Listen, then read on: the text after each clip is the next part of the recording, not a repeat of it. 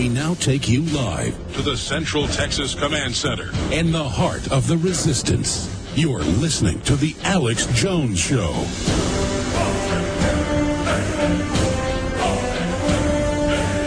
Thank you for joining us on this September 4th, 2011 Global Transmission Against Tyranny. There's a lot of good news happening that I want to get to first, and I'll tell you about who's coming up later in this special transmission before the holiday tomorrow. The Wall Street Journal and others have been forced to report on something that we've known, well, for close to 10 years, that the EPA was ordered to lie to the firefighters, police, and others that were first responders on 9/11 and tell them that the air was safe to breathe. Now, Mount Sinai and many other prestigious medical institutions have done major studies, even going back 7, 8 years, right after the event, showing that they had asbestos poisoning, lead, mercury, all sorts of other just toxins filling their lungs, and that there have been massive increases in the rate of cancer and deaths, not just in the first responders and the cleanup crew and the aftermath, but also in the police rescue dogs. So here's the Wall Street Journal. Study points to WTC cancer risk. Rates among firefighters who were at site higher than for those who weren't. Firefighters who worked at ground zero are 19% more likely. I've seen other studies that shows it's even worse, who have cancer than their colleagues who did not work at the site, according to newly published research that could pave the way for government payments to those suffering from some types of cancer. I thought we got a law passed to finally give them health care. Well, no, they still don't get treatment for cancer, but we're moving in the right direction. Continuing with some good news, as you know, the acting director of the ATF, he never got confirmed, has had to step down. He's been caught perjuring himself, and he squealed and blew the whole thing wide open that there were 6 government agencies involved, not just the ATF, FBI, DEA, but Border Patrol, Coast Guard, IRS, and others involved in shipping tens of thousands of firearms into Mexico, Honduras, and other areas, and to gangs around the United States to knock out their drug dealing competition, and then blame the Second Amendment. So internationally, it's about destabilization and arming gangs that knock out their drug dealing competition in favor of the gangs that launder their money through globalist banks, and domestically about demonizing the Second Amendment. Now, in bad news, and we were proven right, unfortunately, yet again, Libyan rebels round up blacks, put them in prison camps. The Associated Press is now having to admit that several weeks on, as the quote, rebels, the al-Qaeda-backed, Western-backed groups, are engaged in a scorched earth policy killing black Libyans. There's always been some racial/tribal strife between the predominantly Arab area of North Africa and the black indigenous population that's always been there. And Gaddafi had kind of had a multicultural type view on that. One of the things the dictator, I guess, wasn't too bad on. And so now things have gone from bad to worse, and it's a giant humanitarian disaster. We need to point out this is nothing but a giant NATO power grab, a resource power grab, and that this is the new UN model for warfare. They come in, the globalists covertly finance rebels. They militarily strike. It's called a humanitarian disaster, and we must send in NATO and troops to bomb and attack to liberate the country, and then it actually causes the humanitarian disaster that they claimed that they were fighting against. Now, coming up, I'm going to re-air that interview we did with Ron Paul from Wednesday because it was so powerful. And I'm asking all of you to record this or go to Infowars.com and get the YouTube of it or prisonplanet.tv and send it to everyone you know. Then we've got several other guests coming up. Prodigy of Mobb Deep, Lieutenant Colonel Anthony Shaffer on the disaster in Libya, the CEO of Gibson, Henry Juszkiewicz. It's all coming up on this special Sunday transmission. I want everybody to have a great holiday coming up tomorrow, and be safe and spread the message of liberty and spend time with your family.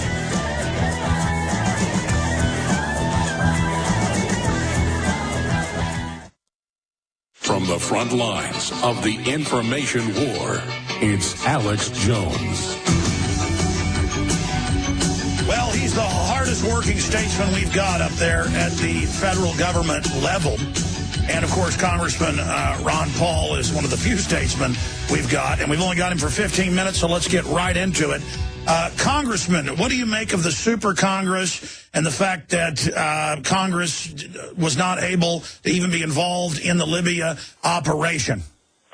Well, of course, to me, it's an outrage. First, the Super Congress is some newfangled invention by the people who couldn't solve the problems up there and weren't willing to cut anything, so they're just going to pick 12 people who are supposed to, pick out the things to really cut. So I have no confidence that they'll achieve anything, and even if they did, it'd be risky because why should we turn the whole Congress over to 12 individuals to make these decisions? So I don't anticipate that they're going to come up with a solution.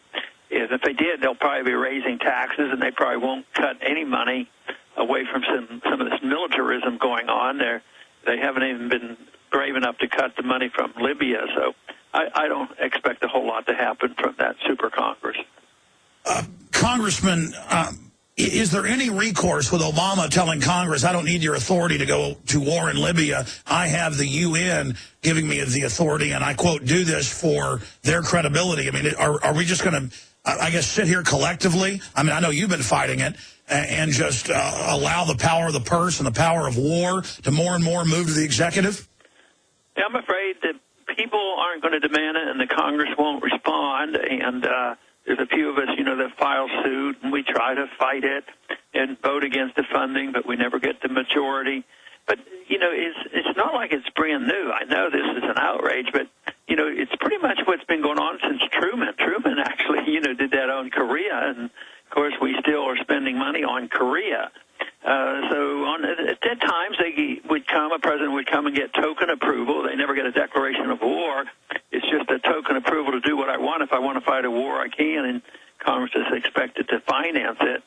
So we've given up a lot over the last 100 years, and I think the responsibility of the Congress to be the final decision maker on going to war, that's been long gone lost, but that's one of the things we've all been fighting for, is try to restore that principle to our country.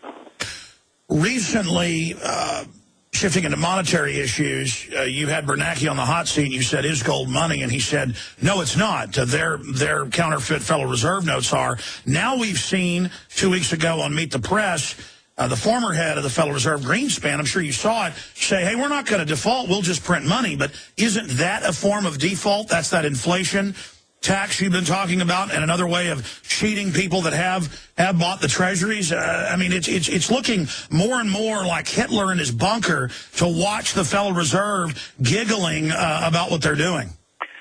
Yeah, once a country gets this indebted, they never pay their bills. They can't work their way out. Theoretically, we could, if we did all the things necessary, but in reality, countries don't. And especially if you end up over 40% of the money you need to operate, if you have to borrow it, it's at a point almost of no return. So they have to liquidate the debt. First, they won't admit we're in bankruptcy because they've been able to pawn it off on the American taxpayers by raising taxes and inflating the currency and borrowing around the world. But we literally are bankrupt. So the debt has to be liquidated. And it is true, we won't default on the debt in the sense that they won't pay off the holders of bonds. They'll always be paid off, just like the holders of the obligations for Social Security will always send a check. But what they don't have control on is the value of that money they send. Matter of fact, it is a deliberate policy of the Fed, and Bernanke has essentially admitted this, that the only way we can get out of this is inflation. Some of the liberal economists are saying what this economy really needs is an inflation rate of about 6%. And so they're actually encouraging the inflation in order for the real debt to go down. Obviously, if your dollar loses 50% in purchasing power, your real debt goes down 50%. So 50% inflation, which they're liable to get, the real debt goes from 14 down to 7. But the real problem is everybody doesn't suffer equally. Some people suffer more. Some people actually benefit, and the middle class generally gets wiped out. And if they want to aim for 5, 10, or 15, or 30% inflation, they don't have control of it. It may turn into 100% inflation, and it'll get out of control, and that's what I think is our greatest danger right now. Congressman, it's been said by a lot of pundits that you're a prophet. I think Al Sharpton even said that, and they can't deny that basically everything you've talked about has now come true. And they say Ron Paul's on a mission. He's certainly educating people. So at least they're admitting that you are in a war of ideas and that you're trying to change the course of history. And I would say successfully doing that, win, lose, or draw. But getting some into the campaign, even when you were on Neil Cavuto yesterday or a few days ago, I saw it on YouTube last night, not sure when, you know, he kept saying, too bad you can't win. I sure love you. Too bad you can't win. So it was kind of a back slap in a smiley way. I'm not attacking Cavuto, but the issue is, in every poll I've seen, I watch it, you've been number 1, number 2, or number 3 for the last 6 months, and you win the New Hampshire straw poll, you get a technical tie, even when they're buying the votes in Iowa, and they put out this hoax that you can't win. But then, meanwhile, and this is what I want you to speak to, you've got Romney, who's the Obamacare author, his model. It's now come out that not only was Perry the campaign manager in Texas for Gore, but that now we learn in '93 he gave speeches and wrote letters endorsing Hillary Care, worse than Obamacare, and forced Gardasil shots, sir. So I know you're a gentleman, but it all hinges, in my political opinion, you can correct me if I'm wrong, you have much greater gravitas than I, on you going after these people because they are basically like Obama, but they look more like Ronald Reagan. I mean, what do you say about these two establishment hacks that the system is exalting as our, new leader? But generally, over the years, I've allowed their policies to speak for themselves, and their policies are now failing wholesale. That's why our voice is growing in strength and credibility, because everything they say and do and advocate is a total failure, whether it's the wars they fight or the printing of the money or running up these debts and all these proposals for the bureaucracy. I mean, just think of the size of government over the last the growth of the government over these last 50 years has been horrendous.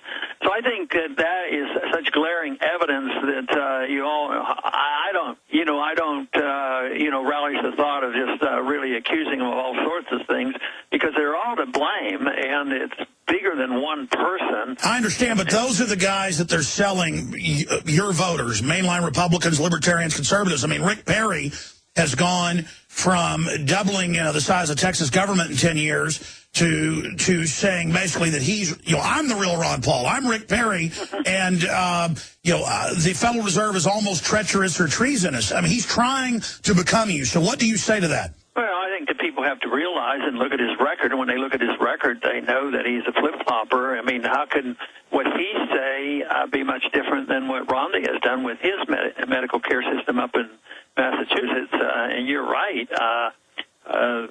Perry has endorsed Hillary's program. So, but the American people, I guess one reason why it seems so obvious to me. Why does anybody even have to lecture people? Why don't they just wake up and look at history and investigate a little bit? But I think more and more is coming out. I think Perry, is going to be a very, very formidable politician, and he may well walk off with it. But it's the sad state of affairs if the people don't wake up and look at their records. How can they be so happy about, like you said, he was the chairman for Al Gore in Texas in 1980, I guess. 1988, handing roads over to center of Spain, Bilderberg Group meetings, forced inoculations. I mean, the fact is he's doing all this stuff now, not just in 93 praising Hillary. What person in their right mind would support Hillary Care? I mean, I was 18 years old when they were trying to ram through, or 17, and I knew it was bad when I was 17. So right there, it shows he's got major judgment problems. People in Washington that I've known for years, and those generally who run for presidency, the only thing that motivates them is power. And it's not sound ideas, it's not freedom, and they're locked in on this power struggle. Both parties are this way. The parties pretend they're different, and they have different rhetoric, but regardless of which which party's in control, they end up doing the same thing.